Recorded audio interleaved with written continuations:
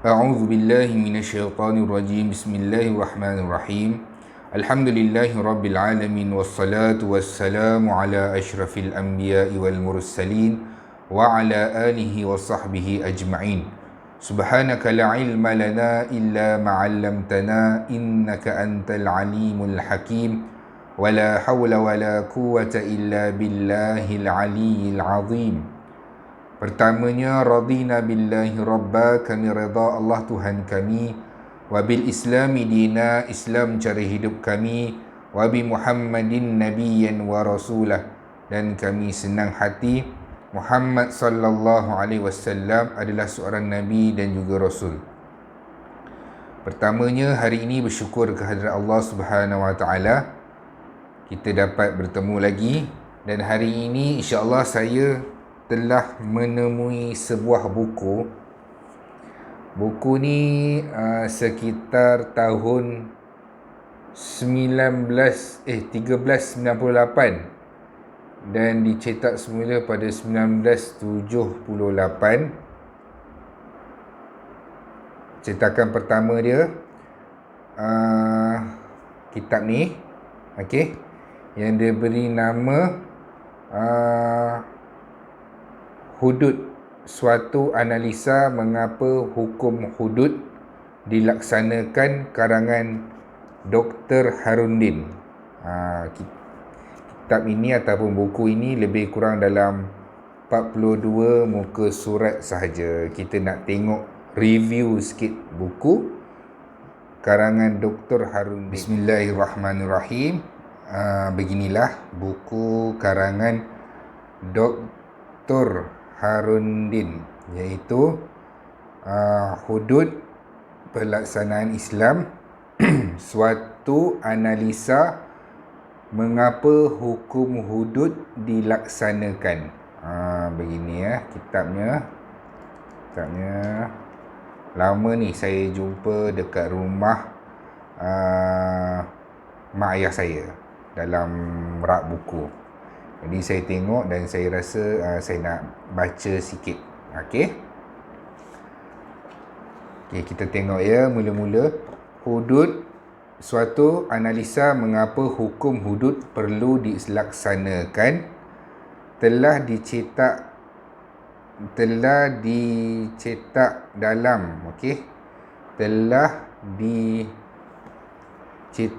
oleh pada tahun 1978. Okey.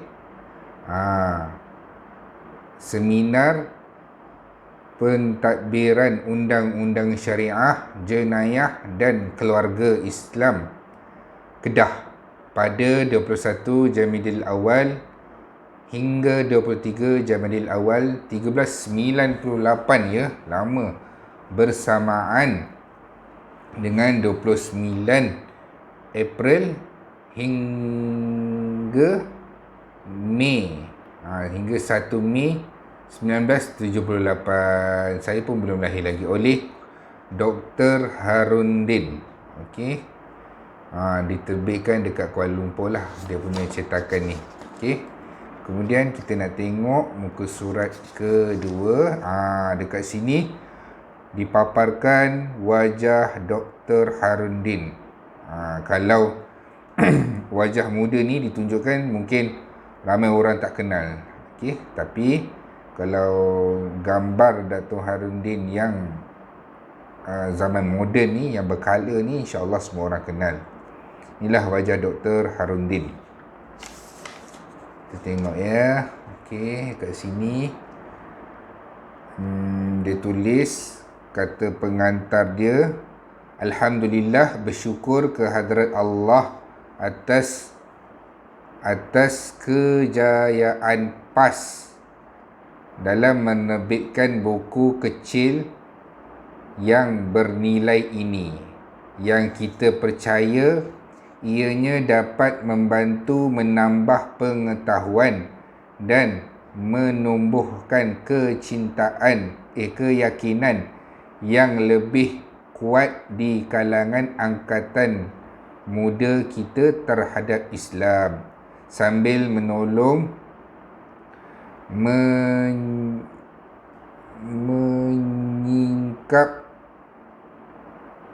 menyingkap awan mendung, sambil menolong menyingkap awan mendung yang masih menyelubungi sebahagian dalam fikiran intelektual kita yang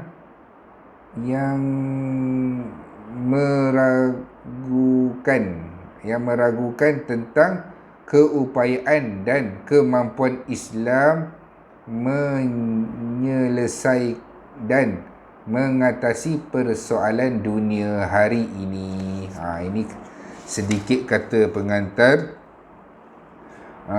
berkenaan buku ini. Tahniah kepada PAS yang telah menerbitkan buku kecil ini, dan dinyatakan lagi buku kecil ini insya-Allah membantu dalam memahamkan masyarakat pada ketika buku ini diciptakanlah, berkenaan dengan hudud dan perlaksanaannya, bagaimana kita mempercayai Islam itu memimpin. Okey, kita tengok seterusnya.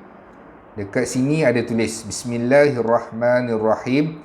Hukum hudud dalam perundangan Islam. Okey, ni tajuk dia tadi, pendahuluan. Alhamdulillahirabbil wassalatu wassalamu ala wa ala Rasulullahil amin wa ala alihi wa sahbihi ajma'in.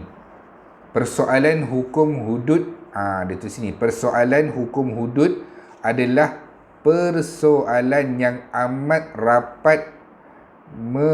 rapat hubungannya dengan persoalan jenayah yang berlaku dalam masyarakat.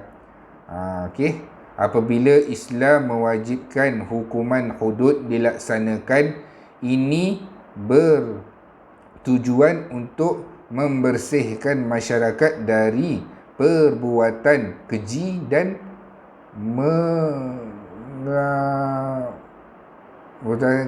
dan mengamankan negara dari bahaya ancaman penjenayah.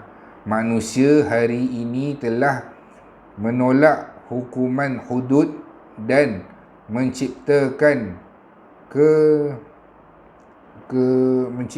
suatu bentuk hukuman yang dikenali dengan undang-undang jenayah ataupun undang-undang pidana. Undang-undang jenayah yang diciptakan oleh manusia adalah juga untuk menjaga masyarakat dari ancaman penjenayah dan mengawal ketentraman awam. Tetapi adakah realiti yang di hadapan kita sekarang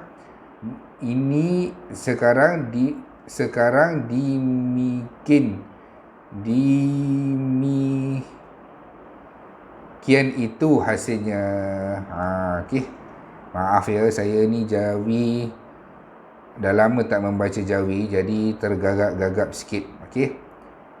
Macam inilah bukunya. Yang pertamanya dia kata hudud ni adalah hukum Islam dalam untuk mengawal jenayah, penjenayah dan sebagainya. Tapi tak dinafikan juga pengarang memberitahu bahawa hukum yang ada sekarang ini pun, hukum moden ini, jenayah moden ni, undang-undang moden yang berpidana ini pun turut membantu dalam mengawal ataupun memberikan ketenteraman. Tetapi apakah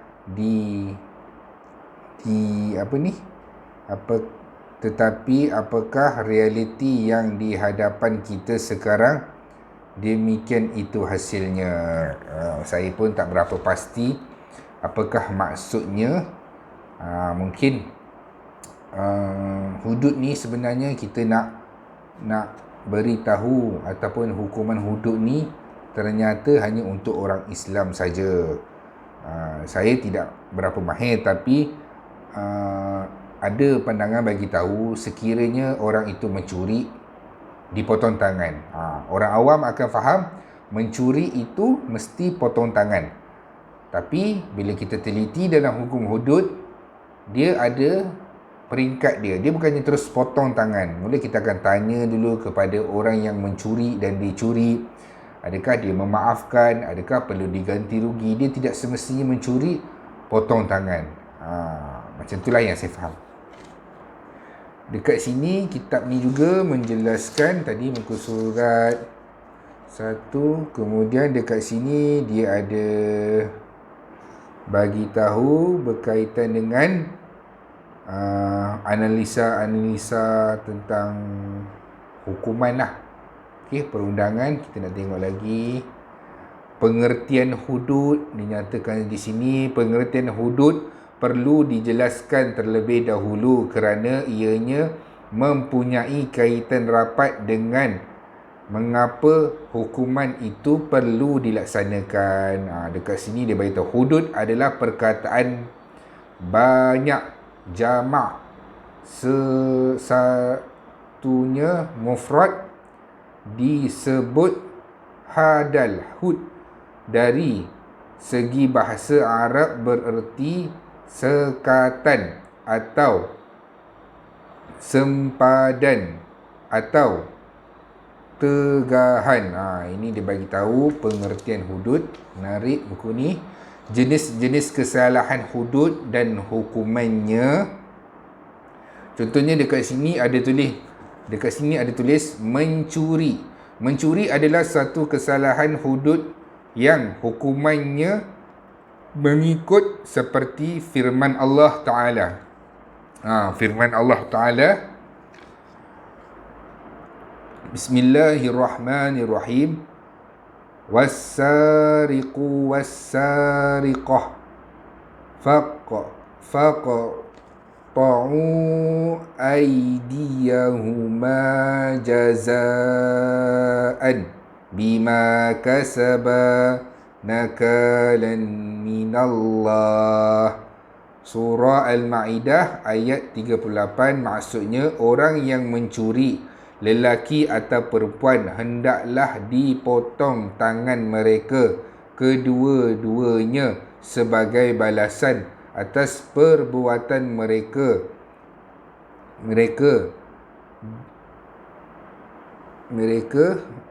dan juga sebagai cegahan akan datang dari Allah. Okey. Itu ada salah satulah. Tapi sebenarnya ayat Al-Quran ini dia ada penafsiran oleh ahli-ahli tafsir yang kita tak boleh tafsir sendiri. Sebab apa? Dia mestilah melalui penafsir yang pakar tentang tafsir untuk mentafsirkan ayat-ayat Al-Quran.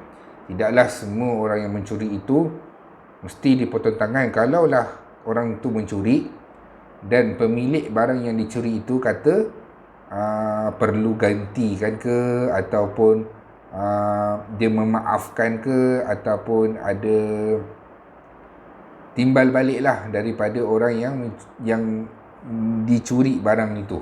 Okey. Banyak lagi dekat sini jenayah-jenayah dia, antaranya zina. Semua dituliskan. Orang yang berzina hendaklah dihukum menurut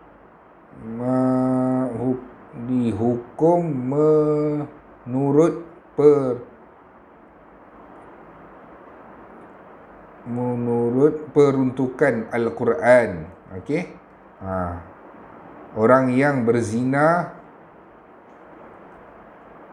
perempuan dan lelaki, hendaklah dihukum sebat tiap seorang dari keduanya dengan 100 kali sebat. Ini bagi orang yang belum berkahwin. Dalam buku ni banyak menerangkan tentang jenayah-jenayah yang melibatkan Islam lah. Dia tak ada yang melibatkan hukum Islam. Contohnya tadi mencuri, zina, kemudian ada orang yang menuduh zina, meminum arak. Meminum arak ini, kalau ikutkan dalam ni, wahai orang-orang yang beriman, sesungguhnya arak, judi arak judi dan judi dan menilik nasib adalah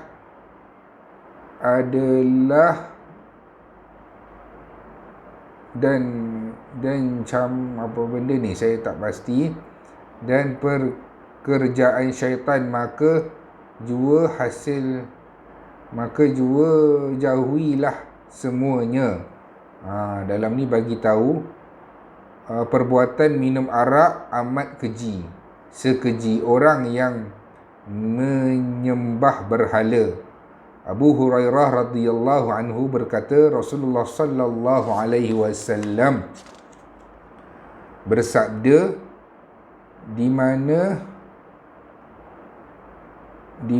khamar di mana maksudnya orang yang selalu minum arak adalah seperti menyembah berhala. Ulama Islam berpendapat perkataan bahawa hukuman ke atas peminum arak adalah 40 kali sebat, sama ada yang meminum tersebut mabuk ataupun tidak. Okey, lepas tu dia ada hukum murtad, panjang syarah dia. Pelaksanaan hukum hudud adalah suatu kewajipan.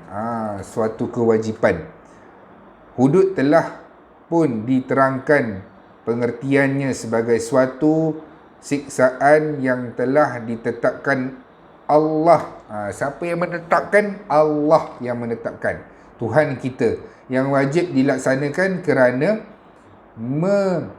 menunaikan hak Allah Subhanahu Wa Taala. Okey, menunaikan hak Allah itu adalah hukum Allah. Jadi hukum Allah itu haruslah ditunaikan. Sebab apa? Hukum Allah ini sentiasa relevan daripada masa dulu sampai sekarang. Okey, banyak lagi dalam ni dinyatakan kedudukan undang-undang hudud di hari ini pun dinyatakan, terutama sekali di Malaysia lah. Dalam ni orang-orang yang menghina hukum Islam, dekat sini saya menyarankan supaya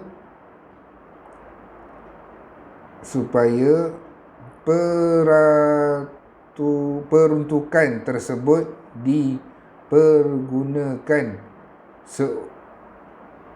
Saya menyeru supaya orang-orang yang tersebut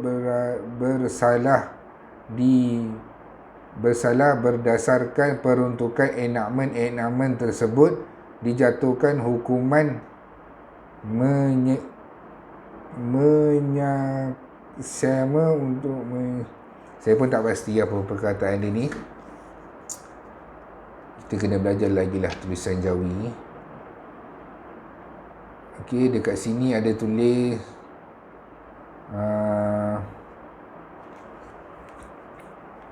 macam-macam berkaitan dengan hudud. Bagaimana sebat itu dilaksanakan pun diberitahu. Bukan sebat semata-mata, cara laksana pun diberitahu. Sebat dan caranya, kesimpulan. Okey, hudud perundangan Islam oleh Dr. Harundin. Hukum hudud adalah hukum Allah yang bertujuan membersihkan masyarakat dari perbuatan keji dan mengamankan negara dari bahaya ancaman penjenayah. Hukum hudud hendaklah dijalankan oleh pemerintah kerana agama Islam adalah agama negara, atau apa kita kata, Islam agama persekutuan, agama rasmi negara kita. Tapi ianya hanyalah dijalankan untuk orang Islam sahajalah.